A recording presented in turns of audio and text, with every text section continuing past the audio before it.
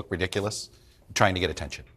Like whether I remember Republican House minorities using paper bags on their head, But what trying to looked get ridiculous attention. Tuesday night was the Democrats couldn't cheer for popular things. Right. Oh, look, it was a brilliantly written "Own the Libs" trolling speech in order to create awkward moments They didn't have like to that. be owned. I mean, they could have chosen to clap for the border crossings being down. There were a lot of things they could have. But I do think you have a party. Jeffries and Schumer are acting paralyzed because they have two different constituencies. They have ones who are worried about a left-wing Tea Party, and they should be worried about that, because I do think this anger inside the base is real. Yeah. Then you have others who are like, hey, I won and Trump carried my state. Yep. So I've got to do this. So I think that's why Jeffries and Schumer come across as paralyzed, because they're trying to placate a coalition party that doesn't know which direction to go to. This really, they should be having a loud argument the way Bill Clinton and Jesse Jackson did in 1989 and 1990, after a thrashing in 1988 where Republicans won. And the problem is the Democrats right now are afraid of having a public debate because they don't want to help out Trump. But I do think it's stifling their ability to figure out what to do now. Ridiculous. Boy, oh boy, oh boy, oh boy, oh boy. So we got to talk about this fascinating conversation between Piers Morgan and Democrat strategist James Carville. Now, James Carville is extremely Trump deranged, but he has been speaking out against the Democrat Party, okay, particularly the progressive left. And he realizes that the progressive left is the downfall of the Democrat Party, but he himself is unwilling to actually distance the Democrats from the progressive left, right? And that is the problem with the Democrat Party, is that the Democrat Party, they are a party of cowards, right? They're afraid to take on the far left because the far left is part of the reason why the Democrats continue to lose to President Trump. As long as Democrats attach themselves to extreme far left social issues, like, for example, when it comes to race, gender, sexuality, genitalia, right? Things like that. Then, yeah, they're going to lose. Okay. They're going to lose. However, the problem is that they realize it. They just don't want to do it. They don't have the cojones to come out here and just say, hey, we're against the far left woke agenda. And this conversation between Piers Morgan and James Carville is exactly what I'm talking about, because James Carville will correctly diagnose the fact that, yes, Democrats have weak leadership. Kamala Harris was a terrible candidate. But when confronted about what I believe to be one of the core policy reasons for why the Democrats lost, this guy basically goes silent and refuses to acknowledge that, hey, this is actually a problem for our party. Instead, he'd rather put his head in the sand and pretend as if, oh, it's not that big of a deal, because, again, he's afraid to tell the truth, okay? And, again, this is the biggest problem with the Democrats, okay? They're lacking strong male leadership with enough testosterone, right, with enough cojones to tell the truth about an issue that is holding the Democrat Party back. So I want to react to it. And without further ado, let's go ahead and get into this. Well, let me take what happened. You're right. The Butler event, he showed real strength there, and was kind of what he was. So he had that. We had a catastrophic debate. We had a catastrophic nominating process.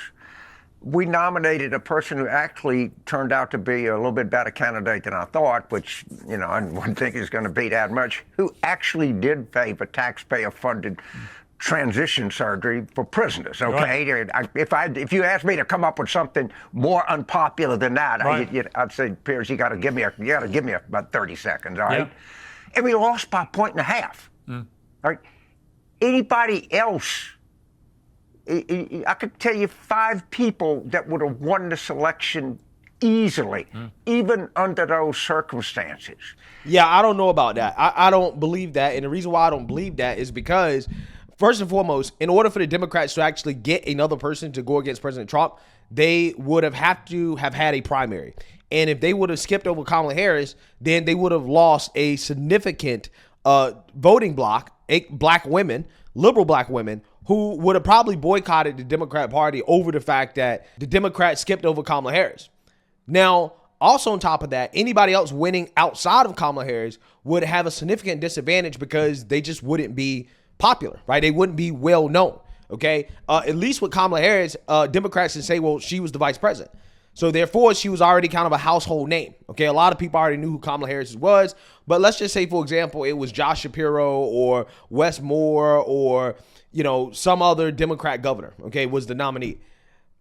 People generally don't know who they are, right? And people don't like to go out and vote for people who they know absolutely nothing about at all, okay? And I'm not saying that never happens. I feel like in a lot of local elections, people just kind of vote for people they don't know at all. But I'm talking about at the presidential level.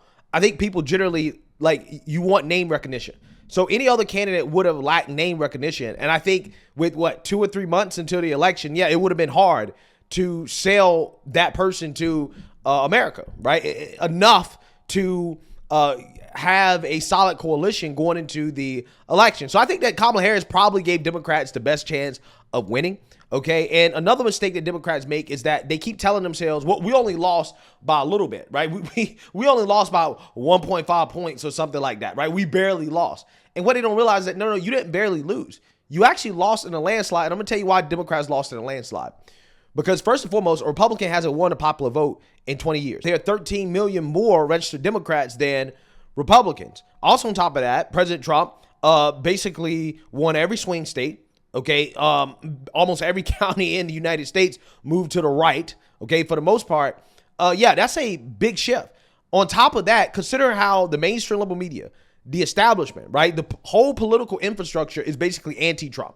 Everything they threw at the president, January 6th, all of the fraudulent cases, okay, the charges, things like that. Like they tried to assassinate the guy. All of these things they threw at the president, and President Trump still won a popular vote, okay? Most people in this country, majority of people in the country say, yeah, we want that guy to be president. So when you consider everything that has been thrown against the president, right? I mean, we're not living in a neutral media environment, right? We're not living in an environment where the institutions are neutral. No, every institution was against Trump. Everybody was against Trump. And he still won a popular vote. He still won every swing state. The country moved to the right. In my opinion, that's a landslide, right? And this is why I'm not afraid to call President Trump's agenda a mandate. Because if the media was neutral, okay, if the media actually covered President Trump fairly, if the institutions in this country were neutral, we're talking about a Reagan-style landslide blowout victory, right? The only thing stopping Republicans and conservatives from basically winning everything is the fact that the institutions and all of the media are against us, right? If we didn't have to deal with so much propaganda and fighting back against the propaganda in the big liberal institutions, we win every election. It wouldn't even be close, right? It wouldn't even be close. So that's what Democrats don't realize. That's what they're underestimating. This is why in poll after poll after poll, it shows that, hey, the American people may have some disagreements in regards to how President Trump is doing what he's doing. But the American people overwhelmingly agree that, hey, this generally is what we should be doing.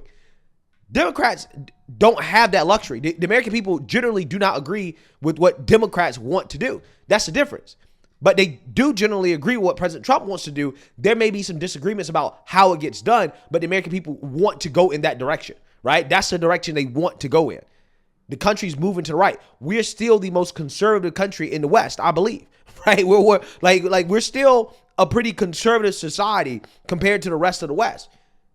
Unfortunately, we've been moving too far left, okay, in the direction of Canada and Europe, but hopefully we can stop moving in that direction and we can actually, start to move back towards the right, which is what has happened over the past few years, okay? And that's what Democrats don't understand. They have to move to the right because the country is moving to the right. It's really that simple. But Democrats are going to miscalculate because they keep telling themselves, oh, it's not a big deal. It's not a big deal we lost to Trump. We only lost a little bit, right? But it's like when you consider all of the built-in advantages that Democrats have, okay, the fact that they lost the popular vote is just, right, it's embarrassing. It's humiliating, okay? So, again, when Democrats actually really acknowledge the real reality, which is that President Trump does have a mandate, then they will understand that, okay, we need to move to the right. As long as they keep telling themselves President Trump doesn't have a mandate, they're not going to shift the way that they should. It's like if the country wants something different, tell them you're going to give them something different. I tell them, and it's not disloyal. And people say, well, she's a very loyal person. I agree. Loyal to who? Right.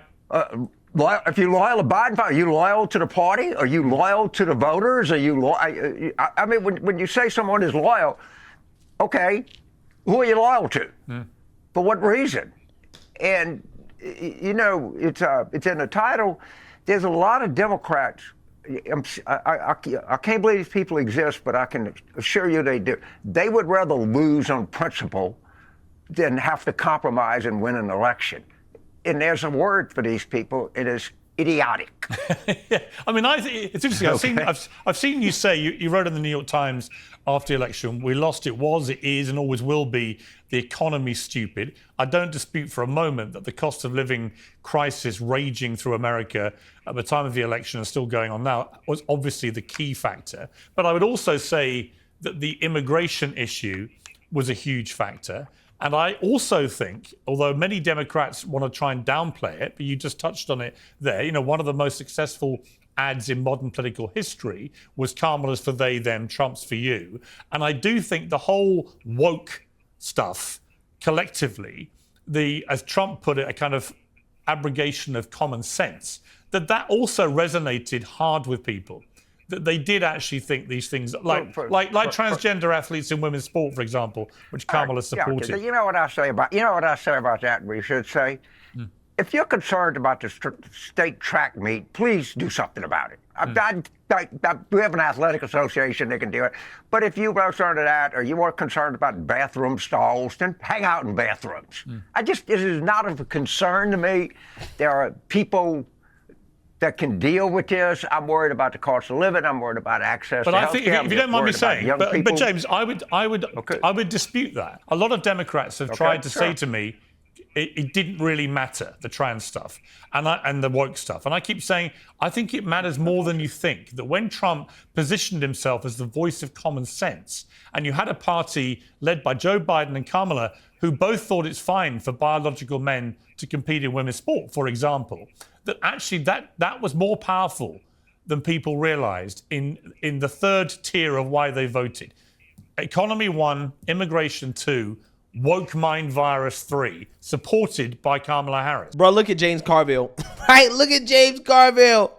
This guy definitely does not like this reality check because in his mind, right, he wants to ignore the trans issue, right? Instead of just coming out here and saying, you know what, you're right. Biological boys should not compete against biological girls in sports. Instead, he just tries to pretend as if, well, it's not my thing. I don't care about this issue. Why does anybody care about this issue? Right? And it's like, this is what Democrats don't understand. Issues like this are basically common sense litmus test issues, right? That's what these issues are. In the sense that if you can't get this issue right, like if you're not right on this issue, it defeats your credibility when it comes to any other issue, right? Like, for example, okay, this is why the Democrat Party, their approval rating is so low.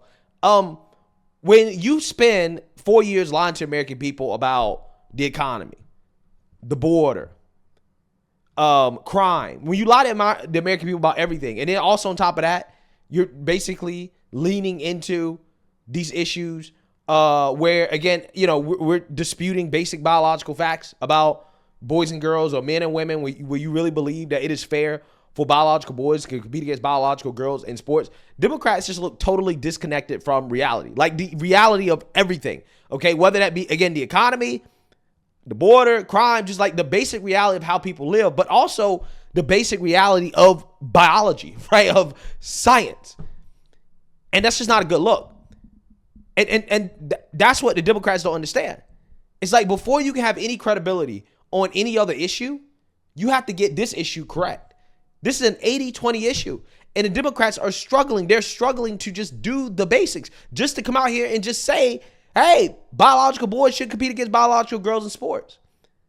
But they can't do it. They can't do it. But at the same time, they'll tell you, oh, well, this is such a small population. Why does anybody care about this? Well, if that's the case, if this is such a small population, then why are you so attached to this? Right? Why won't you just agree with 80% of the American people, a majority of your party? Why won't you agree? Why won't you? That's the question. Democrats say, oh, well, because we're good people, right? Well, I'm just a good person. It's like, no, you're not a good person. Because ultimately, I think there are disagreements in regards to whether or not you are a good person if you support biological boys competing against biological girls in sports.